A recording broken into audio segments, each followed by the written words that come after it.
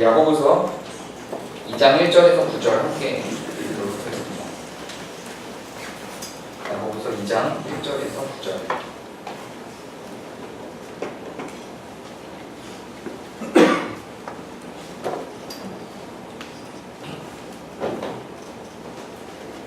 야고보서 2장 1절에서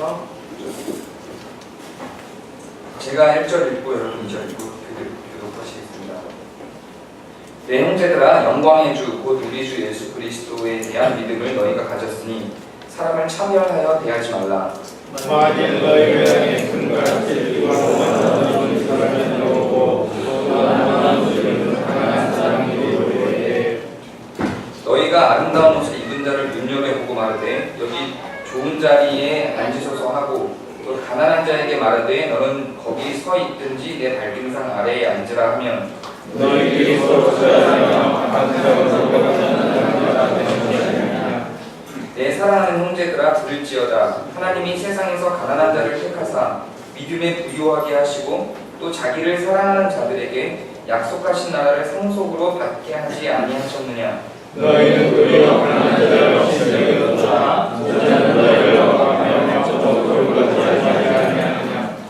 그들은 너희에게 대하여 일컫는 바 그 아름다운 이름을 비방하지 아니하느냐. 너희가 만일 성경에 기록된 대로 내 이웃 사랑하기를 내 몸과 같이 하라 하신 최고의 법을 지키면 잘하는 것이니와. 같이 읽겠습니다. 만일 너희가 사람을 차별하여 죄를 짓는 것이니 율법이 너희를 범법자로 정죄하리라. 하나님은 어떤 국가를 원하실까요? 이 질문에 앞서서 먼저 행해져야 될 질문이 하나 있는데요. 하나님은 국가를 원하실까요? 사실 죄송하지만 하나님은 국가를 만든 적이 없습니다. 하나님은 사람을 만드셨고 사람을 부르셨습니다. 나라를 만든 것, 국가를 만든 건 사람입니다. 사실은 오히려 나라를 만든 이스라엘, 즉 이스라엘이 왕을 세워 국가로서 존재하기를 원할 때 하나님은 반대하셨습니다. 그 전에 이스라엘은 법은 갖고 있었으나 그 법 안에서 민족적 통치를 받고 있는 부족이었습니다. 이것을 우리가 좋은 이름으로 붙여서 부족 국가라고 이야기를 하기도 하죠. 인원은 굉장히 많았죠. 국가 단위를 이루고도 충분히 남을 만한 인원을 갖고 있었으나 사실은 국가라고 명명하기는 힘든 구조였습니다. 우리는 이렇게 생각하기도 합니다. 그리고 실제로 저는 이런 이야기들을 교회에서 많이 듣기도 했습니다. 하나님이 원하시는 통치는 왕정이다. 그래서 예수님을 왕이라고 불렀다. 오늘 우리가 찬양할 때도 그랬죠. 그러나 하나님이 과연 왕을 원하셨을까요? 그래서 어떤 분은 유명한 발언이 있죠. 하나님은 독재를 원하셔. 들어보신 적이 있을 겁니다. 근데 과연 그럴까요? 하나님은 그렇게 왕정을 원하시고 한 사람의 통치와 한 사람의 권력이 집중되는 구조를 원하셨을까요? 전혀 그러셨던 적이 없죠. 오히려 왕정을 이스라엘 백성들이 원했을 때 그것을 막기 위해서 계속해서 몇 차례고 선지자를 통해서 옳지 않다라고 이야기를 하셨죠. 그러나 사람이 원했고 사람이 원했던 왕정 체제를 허용하고 조건들을 다셨습니다.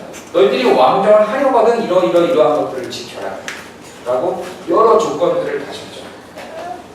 기본적으로 왕정을 원했던 건 사람이지 하나님이 아닙니다. 그런데 우리는 왜 예수님을 왕이라고 부르며 성경 곳곳에서 왕정에 대한 언급들이 있을까요? 만약에 그 당시가 왕정이 아니라 민주주의 체제였다면 성경이 기록될 때에는 민주주의적 용어들과 민주주의적 조직 체계로 성경을 기록했을 겁니다. 대통령에 대해서 기록했을 것이고 시민단체들에 대해서 기록했을 것입니다. 성경이 기록하고 있는 바는 사람에게 이해시키기 위함이고 그 당대의 사람들에게 하나님의 도를 전하기 위함이기 때문에 그 당대의 조직체계와 정치체계를 빌려서 설명할 수밖에 없습니다. 그렇기 때문에 성경에 왕이 기록되어 있다고 해서 그 왕이 하나님이 원하시는 정치체제다 이렇게 이야기하는 건 굉장히 큰 모순을 만들어냅니다. 그렇다면 처음부터 하나님께서는 왕정체제를 만드셨겠죠. 그리고 왕정체제를 백성들이 원할 때 그 왕정체제를 갖지 못하도록 하지 않으셨겠죠. 이 충돌되는 구조를 설명하지 못하고 하나님이 왕정체제를 이 땅에 원하신다고 말할 수 없습니다. 그렇게 이 세상 사람들이 왕정체제를 조직화하고 그것을 하나의 정치체계로 만들어서 이스라엘을 꾸려나가기 전까지는 하나님은 그 왕정체제에 대해서 율법을 통하여 혹은 다른 내용들을 통하여 권장하거나 조직화해서 그 안에서 성도가 어떻게 살아가야 될지에 대해서 언급한 내용이 없습니다. 딱 한 군데 있으나 신명기에 딱 한 군데 있으나 신명기에 등장한 그것조차도 왕정체제에 대해서 경계를 하는 내용이지 권장하는 내용이 결코 아닙니다. 왕들이 세워지려거든 병마를 갖지 말라고 충고하는 내용으로서 등장을 하지 왕정을 세우도록 요청하고 있는 내용이 아닙니다. 하나님이 원하셨던 내용이 아니라는 이야기죠. 기본적으로 하나님은 법도 마찬가지입니다. 법을 세우고 그 율법을 통하여서 하나님이 부르셨던 아브라함의 후손들, 민족, 부족, 그 민족들을 살아가도록 하기 위해서 주신 그 율법조차도 사실은 그 율법이 권력이 되는 것을 막기 위하여 상당히 민주적 운영으로 사사 시대를 꾸려냈던 모습들을 봅니다. 사사가 되는 구조는, 사사가 되는 방법은 하나님의 선정하심과 택하심에 의해서였지 어떤 그 민족적 힘이나 권력을 갖고 있거나 계보나 계통을 향해서 내려오는 구조로 만들어내지 않으셨습니다. 원래 우리가 알고 있고 생각하고 있는 왕정이나 나라의 개념, 국가 권력을 구조화해낸 개념 속에서 하나님은 나라를 생각해 보신 적이 없습니다. 그러나 나라는 이미 형성됐고 국가가 이미 형성됐기 때문에 그 안에서 우리는 어떻게 약한 자를 돌보고 어떻게 거룩할 것인가에 대해서 하나님은 고민을 하셨던 것입니다. 네. 오늘 우리가 본 본문을 살펴보면요, 국가는, 즉 나라는 가난한 자를 차별하지 않는다라고 이렇게 선언을 하고 있습니다. 그리고 부유한 자에게 이롭게 대해주고 가난한 자에게 말석을 내어주는 행위를 악한 생각이다 이렇게 정의를 내리고요. 악한 생각이다라고만 말하는 게 아니라 범법하는 거다 이렇게 이야기합니다. 나라가 범법을 합니다. 법이, 즉 하나님이 주신 법이 나라 위에 있습니다. 나라가 범법을 하는데 그 범법을 하는 기준이 뭐냐면 가난한 자와 부유한 자를 차별하는 걸 범법이라고 표현을 합니다. 나라가 무엇을 할 것인지에 대해서 명료하게 설명을 해내고 있습니다. 실제로 구약시대에 나타난 율법을 보면 모든 율법이 전부 다 가난한 자와 연약한 자를 어떻게 대할 것인가에 집중하고 있습니다. 왜 그러냐면 이미 부유하고 이미 권력을 갖고 있는 사람은 보호될 이유가 없어요. 이미 그들은 스스로 잘 보호하고 있습니다. 죽지 않아요. 살아갈 수 있습니다. 그런데 가난한 자들은 국가가 보호해주지 않으면 그들은 생존할 수가 없게 됩니다. 그래서 구약의 율법들은 철저하게 계속해서 끊임없이 고아와 과부와 나그네와 여러 병자들과 스스로 설 수 없는 사람들을 위해서 계속해서 이야기를 하고 있는 것입니다. 이것이 국가가 해야 될 일인 것입니다. 어떤 사람이 인터넷에 포스팅한 거를 봤는데요. 5.18이나 4.3 사건은 국가가 하지 말아야 될 일을 한 것이라고 이야기를 하고 세월호와 같은 사건은 국가가 해야 될 일을 안 한 것이라고 표현한 걸 봤습니다. 굉장히 적절한 표현이다 이런 생각을 했습니다. 국가가 해야 될 일을 하지 않은 것, 그것은 그것으로 인해서 발생하는 피해가 굉장히 커지게 됩니다. 국가는 세월호 같은 문제에만 한정되는 것이 아닙니다. 이거는 진짜 원고에 없는 내용인데 잠깐 설명을 하고 지나가면 이런 질문을 굉장히 많이 받아요. 이번 산불 났잖아요. 아니 왜 세월호는 박근혜 탓이고 산불은 문재인 탓이냐? 아니, 정치적인 얘기가 빼주세요. 그거는 사건이 났다 안 났다의 문제가 아니라 국가가 거기에 대해서 취한 자세에 대한 문제잖아요. 자세. 세월호가 난 다음에 국가가 그 세월호를 어떻게 받느냐, 자기네들이 책임이 아닌 것을 계속해서 회피를 하고 취해야 될 조치를 안 취한 거죠. 근데 산불 같은 경우는 취해야 될 조치를 순차적으로 잘 취했죠. 이건 굉장히 큰 차이예요. 이거를 어떻게 같은 선상에 놓고 비교를 할까요? 국가가 해야 될 일을 안 한 것, 국가가 피해당한 백성을 위해서 해야 될 일을 안 한 것, 이걸 향해서 뭐라고 하는 것이지 사고 난 것 자체를 갖고 뭐라고 하는 게 아니죠. 국가가 해야 될 일, 보호해야 될 것, 처리해줘야 될 것, 국민을 위해서, 연약한 백성들을 위해서, 피해 입은 사람들을 위해서 할 일을 안 한 것, 그것이 국가의 의무를 다하지 않은 것으로 책망을 받는데요. 오늘 우리가 읽은 것처럼 그것은 그냥 단순히 책망할 수준이 아니라 범법이라고 이야기를 합니다. 국가는 가난하고 소외된 사람들, 지금 표현으로 하자면 독거노인들과 장애인들과 소년소녀 가장들과 실직자들과 무직자들과 당장 다음날 월세를 낼 돈이 없어서 오늘 근심하며 우는 사람들, 이런 사람들을 위해서 뭔가를 해야 되는 겁니다. 이게 그냥 국가가 갖고 있는 성경적인 자세예요.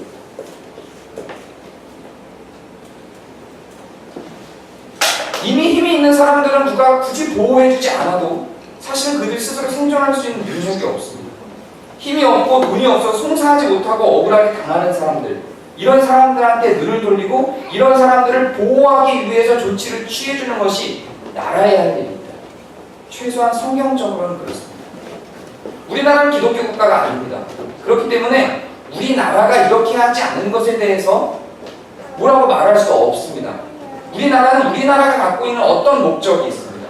그렇기 때문에 성경이 이야기하고 있는 국가관과 우리나라가 갖고 있는 국가관이 다르기 때문에 우리가 성경이 갖고 있는 국가관을 주장하면서 우리나라에다 그것들을 하도록 종교적인 이유로 요청할 수는 없습니다. 그러나 최소한 교회에서 교회의 성명으로 교회의 목사가 강단을 통하여 그렇게 이야기할 수는 없는 겁니다. 최소한 교회가 교회다움을 가지고 나라에 대해서 이야기를 하고 정의를 내릴 때는 이 정의를 그대로 따르는 것이 맞는 것입니다.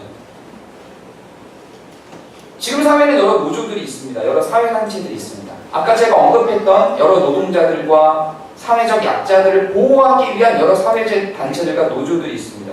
그런 사회단체들과 노조들을 향해서 빨갱이라고 정의를 하거나 국가를 분란하게 만든다고 이야기를 하는 것이 교회에서 성명되어진다면 최소한 그것은 막아야 될 일입니다. 최소한 그것은 성경이 말하고 있는 나라에 대해서 잘못된 정의를 내리고 있는 것입니다. 이런 사람들이 주로 드는 내용들이 있습니다. 그런 사람들 때문에 국가가 발전하지 않는다. 국가의 발전이 저해된다. 라고 하는 이유로 이런 주장들을 하곤 합니다. 성경은 나라에 대해서 정의할 때 나라가 이익을 얻는 목적으로 나라를 세우지 않습니다. 나라가 부강해져야 한다. 나라가 강해져야 된다라고 하는 것을 목적으로 나라를 운영하게 두지 않습니다.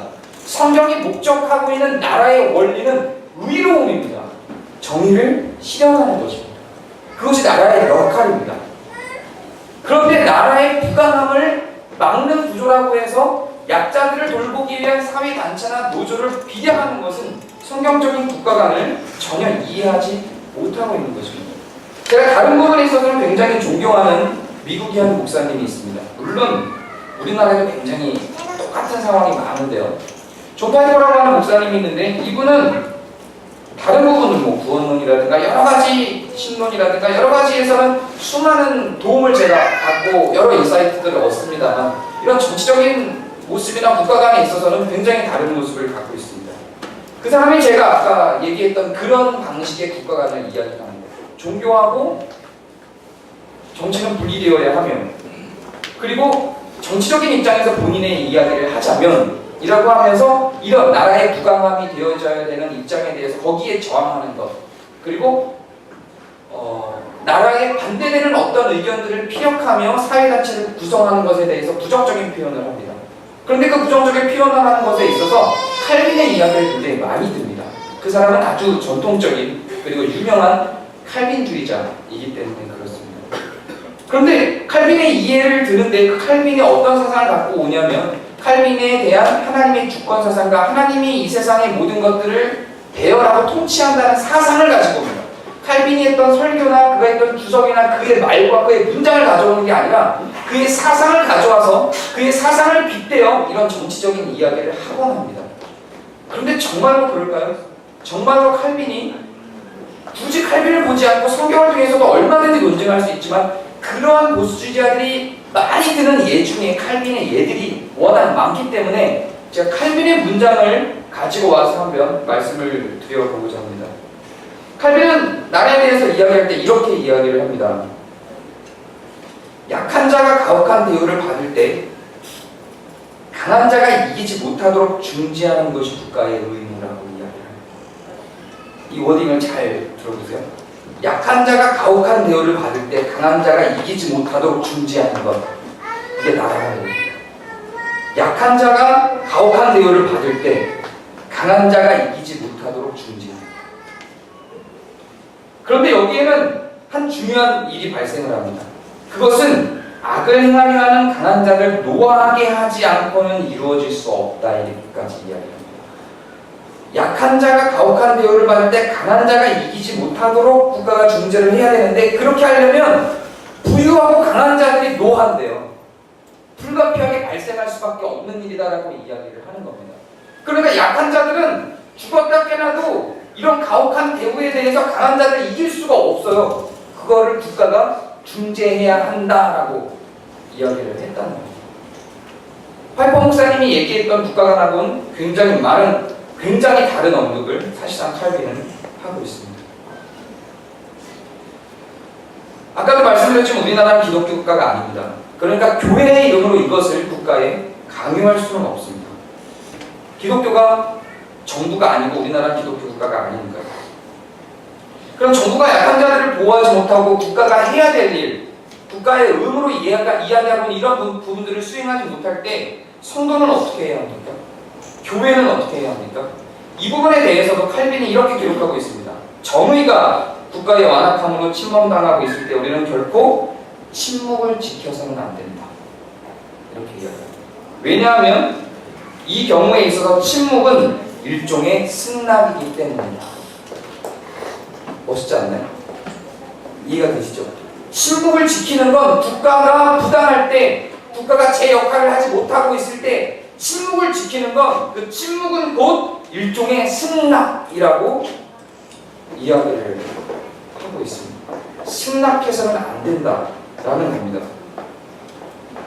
그런데 교회가 이런 자세를 취해야 하는데 사실상 우리나라 한국 교회의 종교 지도자들은 이런 자세를 취하지 않지요. 국가에 대한 권력을 하나님이 주셨다라는 이름으로 거기에 순종할 것을 종용합니다. 그러면 교회가 거기에 대해서 침묵을 지키고 있는 국가에 항의하지 않을 때, 그러면 교회 이름으로 항의하지 않아요. 교회 지도자들이. 그리고 교회에 소속된 성도들은 어떻게 해야 합니까? 예를 들면 한계총이라든가 자기들 스스로는 한국교회를 대표한다고 하는 사람들, 혹은 각 교단의 총회장들, 각 교단의 총회, 그 총회 아래에는 노회장들, 혹은 그 총회 아래에는 노회, 이런 사람들이 공식적으로 국가에 저항하는 이런 소명을 발표하지 않죠. 그러면서 그 국가에 대해서 그렇게 하지 말도록 더 연약한 사람들을 돌보고 그 연약한 사람들의 편에 설 수 있도록 그렇게 요청하지 않죠. 오히려 그 국가의 힘이 되어주려고 하죠. 이런 경우에 성도들은 어떻게 해야 합니까? 목사님이 그렇게 하니까, 교회 지도자가 그렇게 하니까 그것을 따라야만 하지 않습니까? 라고 하는 내용에 대해서도 칼빈은 기독교 강요에 이렇게 기록하고 있습니다. 만일 우리가 모든 목사들의 가르침을 무엇이든 의심하지 말고 무조건 받아들여야만 한다면 거짓 선지자들의 말을 듣지 말라고 거듭 말씀하시는 주님의 명령은 도대체 어떻게 되는 것인가? 이해가 되나요? 만약에 우리가 목사의 말이라고 그걸 점검하지 않고 의심하지 않고 그것을 그대로 다 순종해야 한다면 거짓 선지자들에 대해서 거듭 말씀하시는 주님의 명령은 도대체 어떻게 되는 것인가? 우리는 어떤 직책으로 자기의 모습을 가리는 자라 할지라도 그들의 거짓에 끌려서는 안 된다. 우리는 하나님의 말씀을 표준으로 삼고 모든 사람들의 말을 시험하고 말과 행위의 증거들을 살펴서 그들이 하나님의 사람인지 밝혀야 한다. 목사들이 항상 하는 말입니다. 이것도 칼빈의 말이에요. 칼빈에 대해서 설교하는 수많은 사람들의 이야기와 칼빈의 실질적인 워딩은 상당히 많이 다르죠. 저는 칼빈이 어떤 측면에서는 재평가되어야 하고 다시 읽혀야 된다고 생각합니다. 뭐 이거는 설교의 중요한 맥과 좀 다른데, 칼빈이 나라의 국가의 권력을 보호하기 위한 어떤 사상을 갖고 있는 것처럼 많이 포장되어져서 특히 우리나라에서 많이 사용됩니다. 미국에서도 그러하지만. 그런데 한번 생각해 보시기 바래요. 종교 개혁을 한 사람이에요. 종교 개혁을 한 사람이에요. 지금 우리 입장에서 볼 때는 이 칼빈이나 루터가 갖고 있는 생각과 사상이 성경에 대한 해석이 아니라 그가 갖고 있는 정치적인 혹은 사회적인 이슈에 대한 생각과 사상이 지금 우리가 갖고 있는 기준에서 볼 때는 굉장히 보수적이에요. 어쩔 수가 없어요. 왜냐면 500년 전이거든요. 여자에 대한 칼빈에 대한 워딩을 보면 미칩니다. 여자는 그냥 잠자고 있으래요. 굉장히 보수적이에요. 따를 수 없는 내용들이 많아요. 왜냐면 500년 전 사람이거든요. 그러나 기본적인 그들의 성향, 기본적으로 칼빈이나 루터나 치빙글리의 성향은 그 거대한 권력이었던 천주교에 반대해서 저항해서 나온 사람들이에요. 권력에 의지하고 의탁하는 구조를 갖고 있을 수가 없는 사람들. 여러 가지 개별적 사안들에 대해서는 굉장히 보수적인 게 맞습니다. 그럴 수밖에 없죠. 500년 전이니까. 여성 인권에 대해서는 상상도 해본 적이 없던 때이기 때문에 그렇죠. 그러나 개혁자였어요.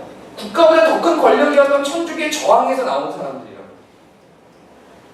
당연히 권력에 대해서 점검하는 시각을 갖고 개혁적인 시각을 갖고 있을 수밖에 없습니다. 그래서 어떤 측면에서 저는 칼빈이 재평가되어야 된다고 생각을 합니다. 예를 들면 이런 것들입니다. 칼빈이 제네바시에서 목회를 했습니다. 그때는 굉장히 폭압적인 목회를 한 것처럼 나타납니다. 그 당시에는 심지어는 교회에서 졸고 있는 사람들을 내보내기도 했어요. 일어나서 예배를 안 드릴 거면 나가세요. 이렇게까지 했어요.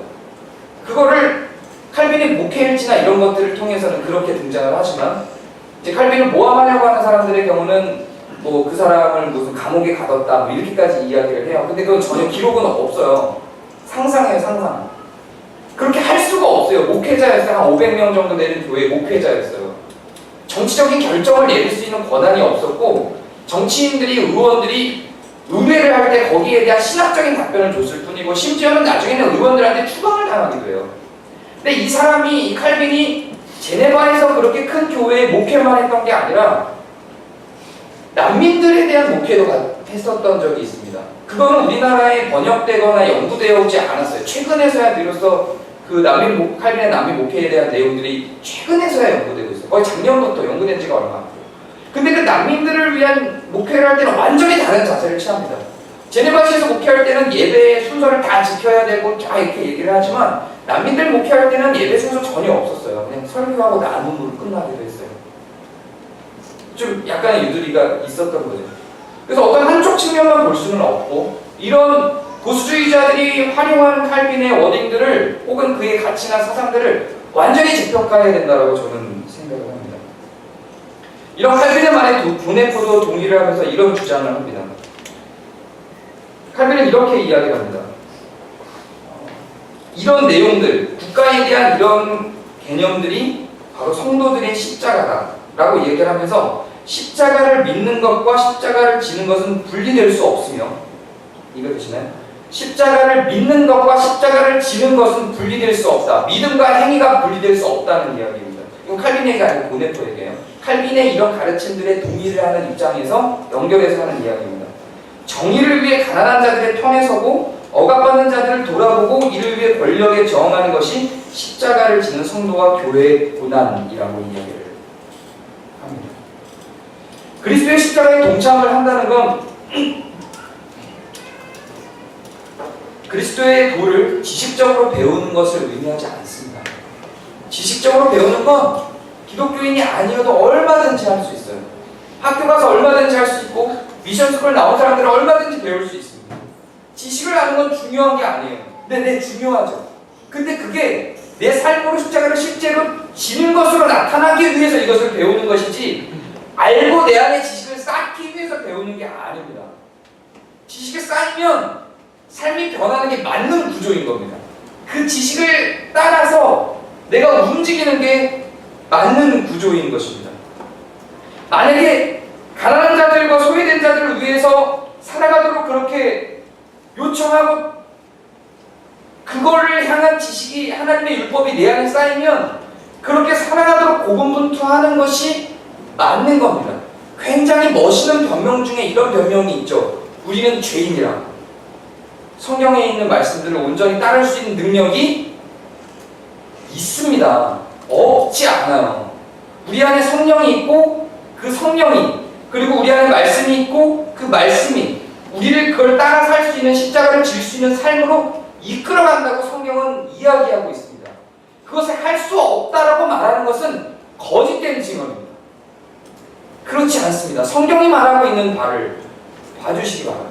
이 지점이 바로 근본주의 신학의 한국교회를 망가뜨린 지점입니다.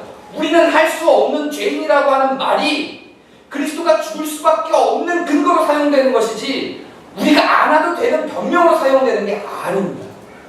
그리스도가 왜 우리를 위해서 죽으셔야만 했는가? 왜 성령이 우리 안에 오셔야만 했는가? 왜 우리는 성령과 말씀에 의지할 수밖에 없는가에 대해서 설명하기 위해서 우리는 죄인이다라고 이야기를 하는 것이지, 우리는 안 해도 되라고 하는 변명을 만들기 위해서 우리는 죄인이다라고 이야기하고 있는 것이 아닙니다.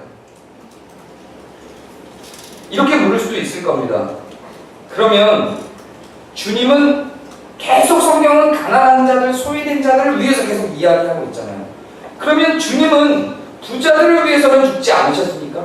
이렇게 가난한 자들과 억압받는 자들을 위해서만 죽으신 것이고 부자들과 힘 있는 자들을 위해서는 죽지 아니하셨습니까? 정확하게 이야기하면 그리스도의 죽으심은 여러분 한 영혼을 위해서이기도 하지만 궁극적인 최종 목적은 우리 모두가, 모든 공동체가 공의로운 하나님 사랑이 넘치는 공의로운 하나님의 나라를 형성하기 위한 것입니다. 공의와 사랑이 넘치는 세상을 위해서 죽으신 것이 맞는 겁니다. 그런 측면에서 그 공의로운 하나님 나라의 세상 가운데 있는 부자들이 있는 겁니다. 억압받는 자들과 가난한 자들을 돌아볼 줄 아는 부자들이 있는 겁니다. 이거 부자와 가난한 자를 구분하자는 게 아니라 아까 이야기한 국가관처럼 부자들은 그렇게 신경 쓰지 않아도 그들은 존재해서 살아가기 때문에 스스로 존재해서 살아갈 수 없는 사람을 향하여 눈을 뜨는 것이 국가의 생각인 것처럼, 국가의 의무인 것처럼 그리스도가 끊임없이 계속해 연약한 자들을 돌아보며 배고픈 자들을 만나고 다니신 이유가 뭐냐면, 비율적으로 그렇게 더 많은 그러한 자들을 만나신 이유가 뭐냐면 바로 이러한 부분 때문입니다. 세리를 만나시기도 했습니다. 부유한 자들, 부자 청년을 만나기도 했습니다. 그런 자들을 완전히 도외시키지 않았죠. 그래서 그들을 만나서 그들에게 구원을 주며 그들에게 한 말이 무엇입니까? 이 하나님의 공의와 사랑을 선포하십니다. 그리고 그들이 갖고 있는 부유한 것들이 답이 아니라는 것을 가르치십니다. 거기에서 그것을 다 공유하도록 요청하십니다. 그리고 그들에게 구원이 없다라고 이야기하는 것이 아니라 그들이 구원할 수 있는 방식들을 또한 제안하시기도 합니다. 부자와 가난한 자들을 구분을 없앨 수는 없습니다. 그건 기독교적이지 않습니다. 성경적이지 않습니다. 성경은 분명히 그걸 구분하고 있습니다. 물론 부자도 아니고 가난한 자도 아닌 자들이 있죠. 근데 어떤 측면에서 부자이기도 하고 어떤 측면에서 가난한 자이기도 합니다. 지식에 있어서는, 감정에 있어서는, 시간에 있어서는 여러 가지의 차이들을 가질 수 있습니다. 그것들이 서로 그렇게 흘러나가서 공의와 사랑이 실천되어지고 십자가가 져지게 되는 것입니다. 영혼 구원에 있어서는 한 사람을 대상으로 생각하는 것이 맞지만 그리스도의 십자가와 그 죽으심이 한 사람의 영혼 구원과도 연결이 되지만 단지 그것만을 위해서 그리스도가 오시지는 않았습니다. 앞에서 이야기했던 모든 율법들을 성취하는 자로서, 그것을 완성하고 완결시키는 자로서, 다시 말해 하나님의 나라를 완성시키는 자로서, 성경적 국가관을 완결짓는 자로서 그리스도의 십자가가 나타나게 됩니다. 한 영혼을 구원하는 것이 그리스도에게 굉장한 가치이지만 그것이 그리스도의 죽으심의 최종적 목적이 아닙니다. 내가 이런 경우가 있겠죠. 내가 하나님과 관계를 맺는 입장에서 나는 다른 데를 돌아볼 수 있는 여력이 없어요.